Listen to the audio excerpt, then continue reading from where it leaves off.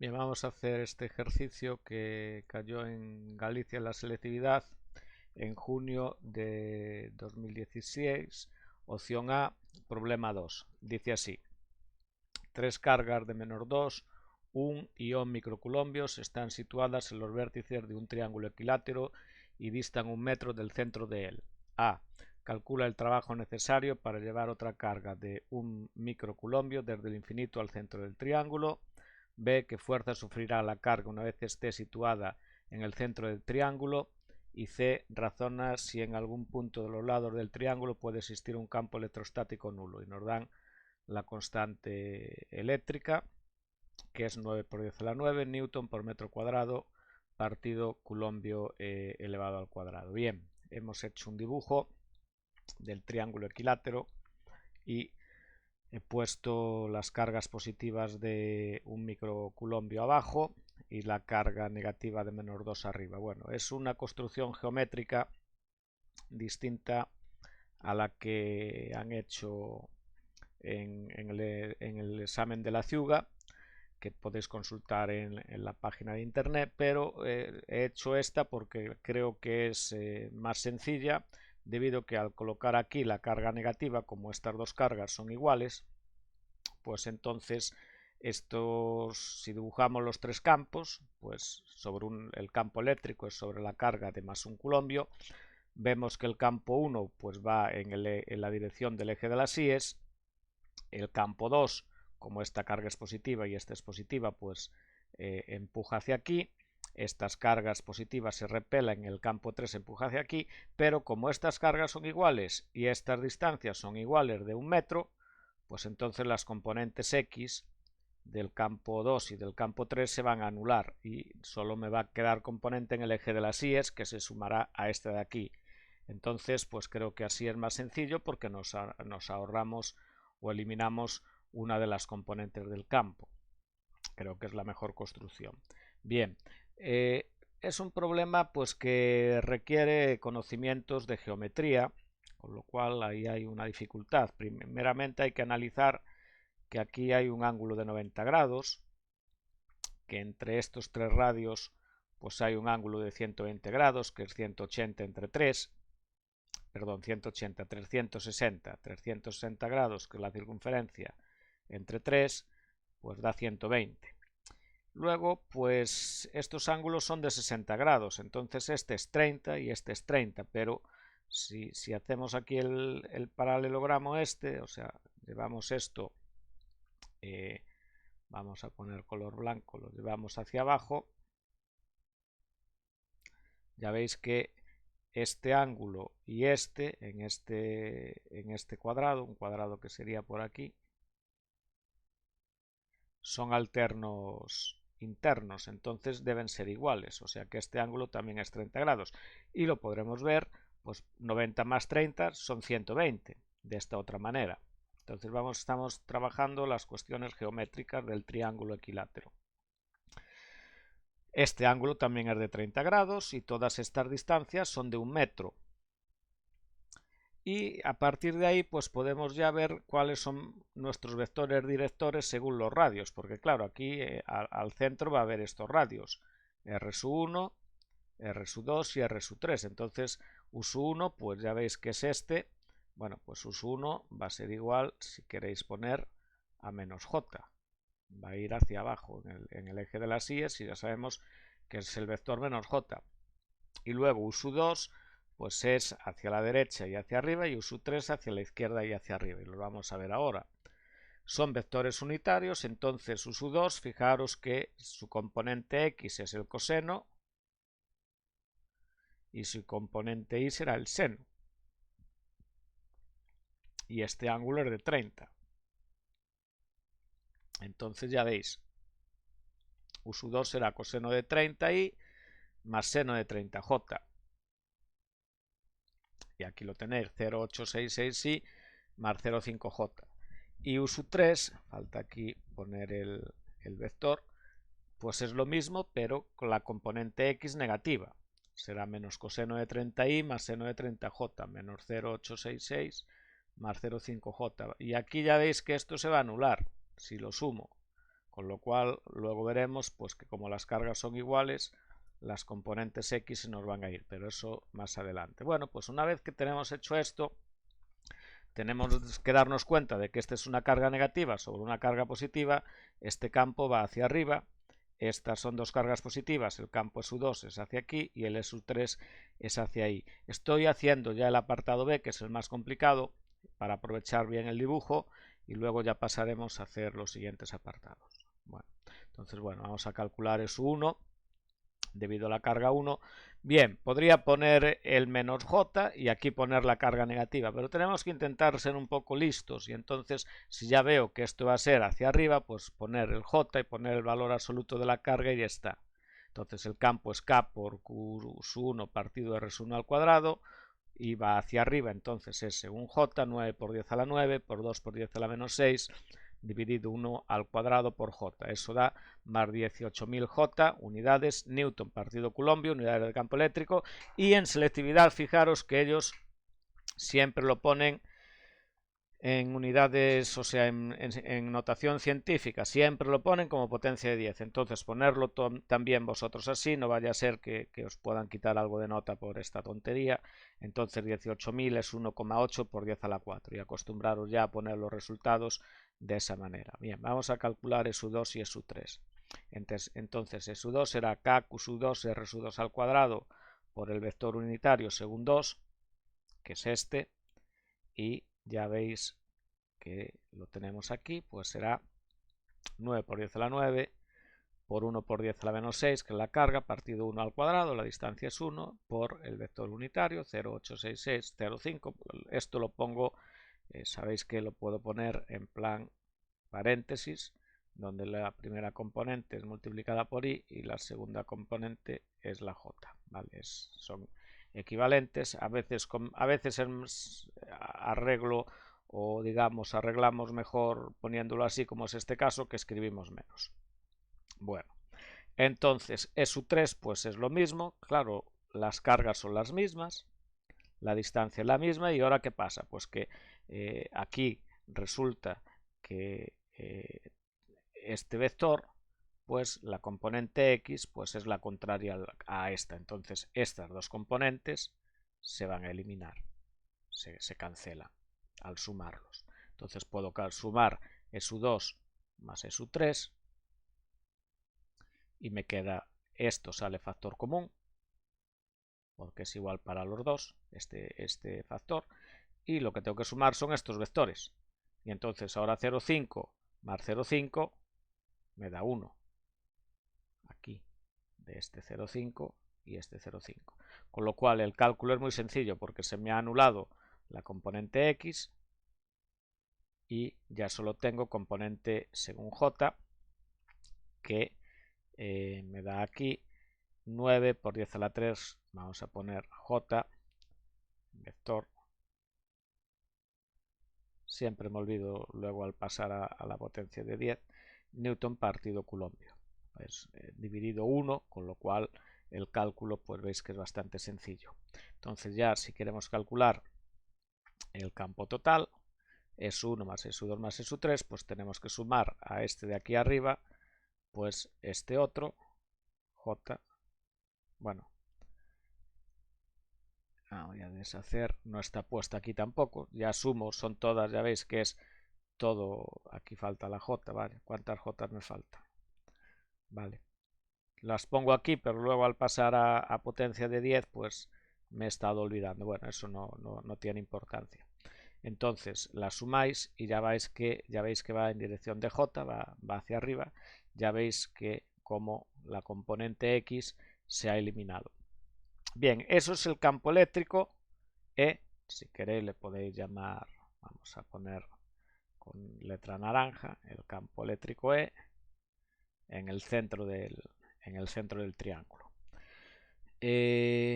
Bien, no me preguntan el campo E en el centro del triángulo, me preguntan la fuerza que se ejerce sobre una carga de 10 a la menos 6 coulombs o de 1 microcoulomb. Entonces la fuerza es la carga por el campo, multiplico esta carga por el campo y ya me da 2,7 por 10 a la menos 2 J, y las unidades de fuerza pues pongo newton. Bueno, pues esto es el ejercicio, el apartado B, que es el más complicado, y ya veis que tiene una parte de ley de Coulomb, una parte de geometría, una parte de vectores, sobre todo vectores, y una parte de cálculo. Entonces, pues bueno, no es difícil, yo no creo que sea un ejercicio a nivel conceptual difícil, pero si es a nivel práctico, pues es un ejercicio laborioso. Entonces vamos a ir quitando cositas, y esto,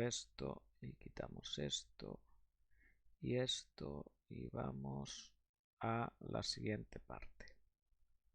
Esta no es esta. Bien, vale, vamos a calcular ahora el apartado A, que es el trabajo debido a las fuerzas del campo para llevar una carga de, esta la tengo que quitar también, más un microculombio desde el infinito, que estaría aquí el infinito, lo tengo que llevar aquí esa carga.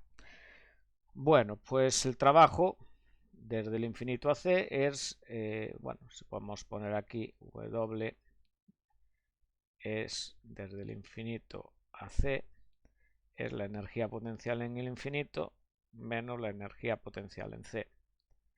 Entonces, la energía potencial es la carga por el potencial, entonces lo podemos poner como la carga por el potencial en infinito menos el potencial en C. Fijaos que el potencial es KQ partido R, entonces si R tiende a infinito, el potencial tiende a cero, con lo cual el potencial en el infinito es cero, y este término es cero, por lo tanto se elimina, por esto que estoy comentando aquí, y entonces me queda únicamente que el trabajo para llevar una carga desde el infinito hasta C es menos la carga por el potencial en C. Entonces el problema lo que se reduce es a calcular el potencial en C, que si os fijáis será la suma del potencial debido a la carga 1 más el potencial debido a la carga 2 más el potencial debido a la carga 3. Entonces aquí lo pongo en función de las cargas, la constante y la fórmula, esta fórmula, y ya veo o debería empezar a sospechar que esto es cero. ¿Y por qué debería empezar a sospechar que esto es cero? Bueno, pues porque R sub 1 es igual a R sub 2 y es igual a R sub 3, y esto es un metro. Aquí tenemos estas tres distancias, son un metro hasta el centro del triángulo, un metro, y esta también es un metro. Bueno, lo podría haber puesto aquí abajo, es igual. Entonces, ¿ahora qué pasa? La K es la misma y R es la misma, o sea que ya hay dos cosas. Voy a poner aquí esto y esto que son lo mismo. Esto es lo mismo. ¿Y ahora qué sucede? Bueno, pues que Q1 es menos 2 mu C, Q2 es más 1 mu C y Q3 es más 1. A ver, voy a poner bien, iba a poner ya la mu, más 1 mu C. Entonces, ¿qué sucede? Bueno, pues que más 1 son más 2, menos 2, 0. Lo veo aquí. Sustituyo valores y ya veis, aquí está el menos 2. Voy a poner paréntesis si hay algún purista de este menos. Y ahora aquí tengo más 1 y aquí tengo otro más 1. Con lo cual, si sumo todo esto, pues todo se me anula. Este se me va con estos dos. Con lo cual, el potencial en el punto C es 0 y por lo tanto el trabajo, si esto se anula, pues el trabajo necesario para llevar la carga desde infinito hasta C es 0. Fijaros que el potencial KQ, esto es importante, muy importante, partido por R, es un escalar, no es vector. Entonces este R es una distancia. que es un escalar, no es un vector. Vale, eso es importante, es mucho más cómodo trabajar con potenciales que con campos, porque los potenciales son escalares y lo único que dependen es la distancia, ¿no? Fijaros que el campo, ahí tenéis, son vectores, depende del vector posición, etcétera, ¿no? El escalar solo depende de R, la distancia. A veces, yo a veces lo que hago, y cada vez menos, pero antiguamente, pues para esto le ponía la letra D. A R le llamaba D en el potencial. En el campo no le llamaba R, pero aquí D para subrayar que es la distancia. Bueno, eso lo tenéis que ya ir interiorizando. Y vamos entonces a quitar todo esto y a seguir con lo que nos falta, que es el apartado 3. Hay que razonar si en algún punto de estos lados, de cualquiera de los lados, de este, aquí, aquí, cualquier punto de estos lados, pues el campo se puede anular. Entonces, ¿qué quiere? Aquí he dibujado el triángulo pequeño. ¿Qué quiere decir que el campo se anule? Bueno, el campo se anule quiere decir que la suma de los tres campos es 0. Y eso en matemáticas, cuando la suma de tres vectores son 0, hay una cosa que quiere decir que esos vectores son linealmente dependientes. Es decir, que el campo se anule quiere decir que estos tres vectores son linealmente dependientes. Entonces hay dos casos. Aunque el triángulo equilátero es equilátero, esta carga es distinta a estas dos. Entonces podemos hacer dos casos. Uno es el caso del lado A, que son estas dos cargas. Y otro es el caso del lado B, que voy a llamar este lado, de aquí, de 1 a 2, pero que por simetría sería igual que este. Es decir, con probarlo para este otro ya queda también probado porque es equivalente, porque Q3 y Q2 es la misma. Bien, entonces he dibujado los campos en un punto de estos, y entonces, pues por ejemplo aquí en el punto A, veis que ESU3 y ESU2 están en la línea que unen la carga 2 y 3. Sin embargo, ESU1 no está en esa línea, ESU1 sale de esta línea. Entonces es linealmente independiente. Yo no puedo poner ESU1 como suma, es decir, si aquí despejo ESU1, pues yo no puedo encontrar ningún vector ESU2, ESU3 que estén en esta línea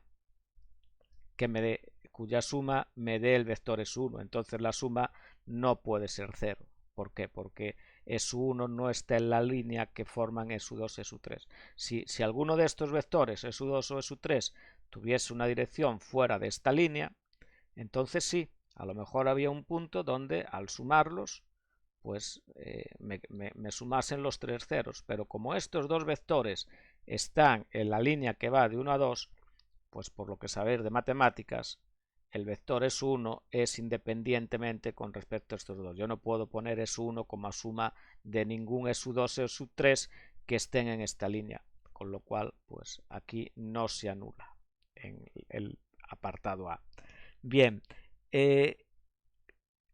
como es un triángulo equilátero, casi ya podría decir que lo mismo para los otros lados, pero no es del todo cierto. Alguien podría razonar así, yo de hecho lo pensé, pero no es del todo cierto, porque esta carga es distinta que estas dos. Entonces no es equivalente este lado a estos dos lados. Entonces vamos a hacer para el caso B. ¿Qué pasa en el caso B? Pues fijaros, lo voy a hacer para el 2. Fijaros que SU2 y SU1 en este caso son los que están en esta dirección. Entonces es lo mismo que antes. SU1 y SU2 están en la dirección Q2, Q1. Y aquí en cualquier punto de esta línea, el campo 3 va a tener que estar dirigido hacia Q3, por tanto SU3 no está en dicha línea. En esta de aquí. Entonces SU3 es linealmente independiente también. Tú no puedes construir este vector SU3 como suma su3 igual a su1 más su2. No puedes construir este vector su3 como suma de dos vectores que estén únicamente en la dirección de A y B, porque no tienes una componente hacia este lado. Estos vectores su1 y su2 solo te dan hacia aquí o hacia aquí, hacia esta dirección. Solo puede moverse en esta línea, mientras que su3 no está en dicha línea. Por lo tanto, es linealmente independiente y tampoco, por lo tanto, se pueden anular estos tres vectores. Creo que es la manera más elegante el recurrir a esta característica de la independencia lineal. Creo que es la manera más elegante de resolver este apartado C, y en ella se ve perfectamente como los vectores que están en una línea solo son sistema de generadores o solo pueden crear vectores que están en esa línea y nunca pueden crear o este vector o nunca pueden crear el vector este que va hacia aquí. Bueno, pues con eso hemos acabado el ejercicio. Ya veis que es un ejercicio pues con cierta laboriosidad y son ejercicios, bueno, la dificultad de la física pues ahí está, y nadie dijo nunca que fuera una asignatura fácil. Por lo tanto, debéis dedicarle tiempo, debéis dedicarle estudio y bueno, pues debéis de pues tomarla con cariño y también pues con la belleza de que las cosas pues las cosas que merecen la pena pues nunca son las que se consiguen fácilmente, sino que son las que evidentemente requieren esfuerzo.